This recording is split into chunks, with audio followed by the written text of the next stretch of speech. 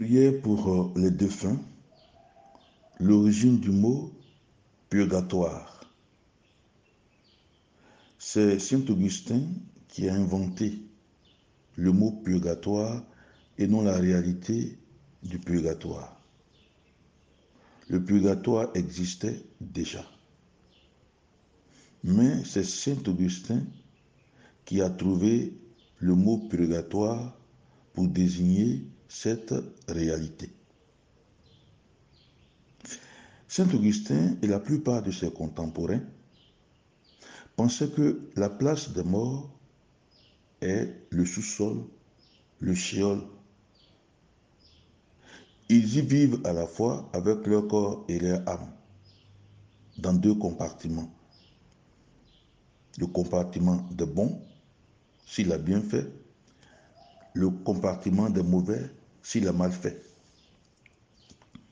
Mais c'est à travers certaines expériences spirituelles, mystiques, vécues par saint Augustin lui-même, des morts lui sont apparus demandant de l'aide, et par d'autres personnes qui se sont confiées à lui, que saint Augustin a tiré une conclusion en s'appuyant sur le 2e livre de Maccabée et bien d'autres références du Nouveau Testament, dont la première lettre de saint Paul aux Corinthiens au chapitre 3, verset 15.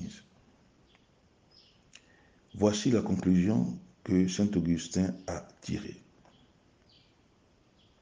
Il y a une troisième position dans laquelle se situent certains défunts. C'est une position de purification. Et comme il parlait le latin,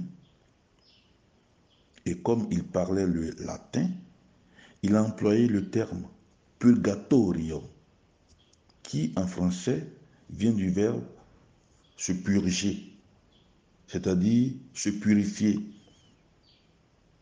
Ainsi, cette troisième position est appelée purgatoire, c'est-à-dire étape de purification.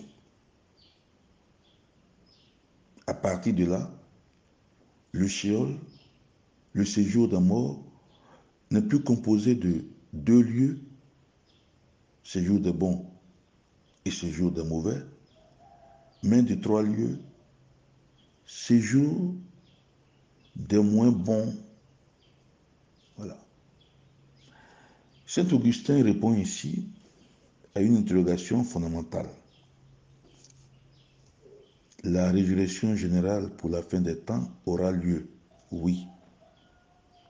Mais en attendant que tous les vivants de la terre meurent, où vivent les morts?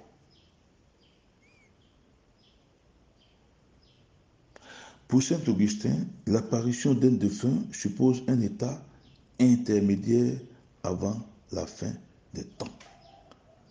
Le fait que les défunts apparaissent signifie qu'ils attendent quelque part en attendant la fin des temps. Et c'est pour lui, il appelle ça l'intervalle entre la mort d'un individu et la mort générale. On appelle aussi l'état intermédiaire, l'intervalle.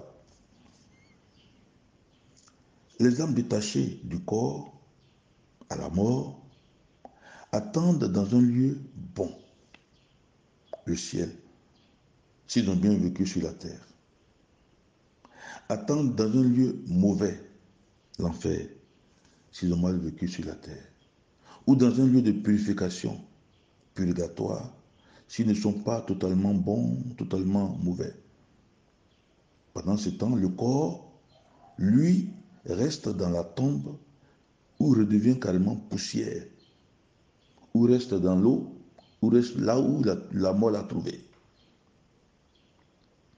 À la fin des temps, Dieu remodèlera les corps comme à la création et il insufflera l'âme à nouveau. C'est la recréation.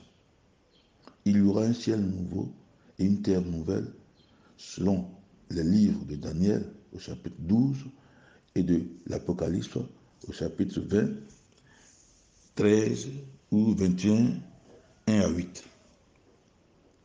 Ainsi, c'est à la fin des temps que Dieu décidera du sort final des morts. Et là, il n'y aura plus de frontières entre ces trois lieux. On peut donc prier, nous qui sommes ici, nous pouvons donc prier pour tous les morts. Aucun mort n'est a priori damné ou condamné ou en enfer.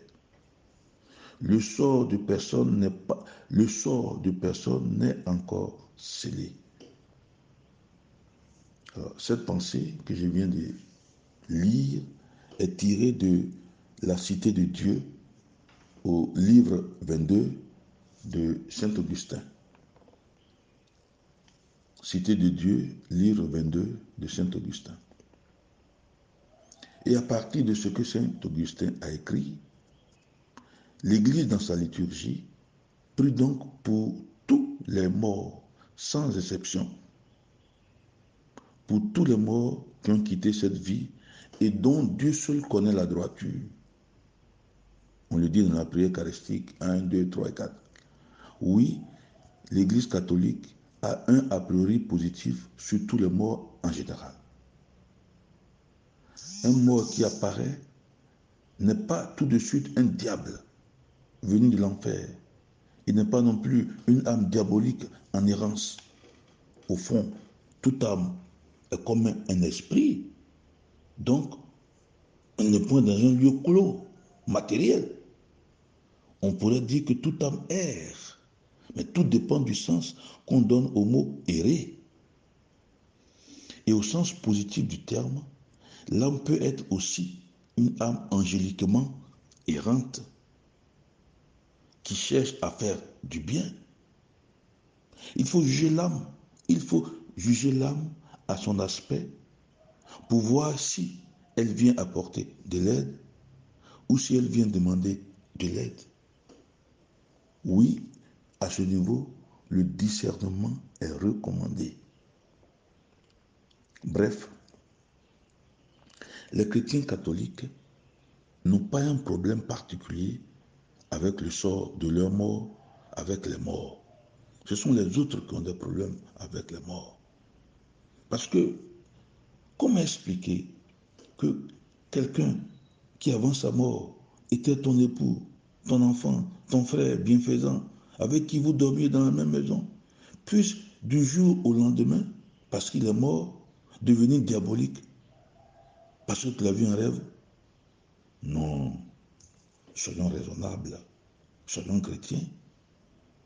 Même nos parents, qui ne sont pas chrétiens, avaient du respect pour leurs défunts. Chrétiens, changeons de mentalité. Abordons les soins à donner aux morts en chrétien. Un homme qui a une espérance que la vie ne finit pas avec la mort. Abordons les funérailles en chrétien, c'est-à-dire en tant que ceux qui croient que le séjour des morts n'est pas un sous-sol infernal, diabolique, mais un départ vers Dieu. Et ce départ peut être direct au ciel, peut être aussi indirect à travers le purgatoire. Voilà. Et c'est à ce niveau-là que se trouve toute la différence entre nous et les païens lors des funérailles ou des rites funéraires tels que le veuvage. Le chrétien doit pleurer son défunt, mais il doit vite essuyer ses larmes parce que sa foi repose sur l'espérance. Les morts ne sont ni diaboliques ni malfaisants automatiquement. Le Christ l'a dit, ils sont comme des anges. Ils sont donc fréquentables. Mieux, ils sont là pour nous aider à suivre. Sacré-Cœur de Jésus, premier défunt ressuscité, aie pitié des fidèles défunts et des âmes du purgatoire. Dieu bénisse ta journée, Père Zrabi.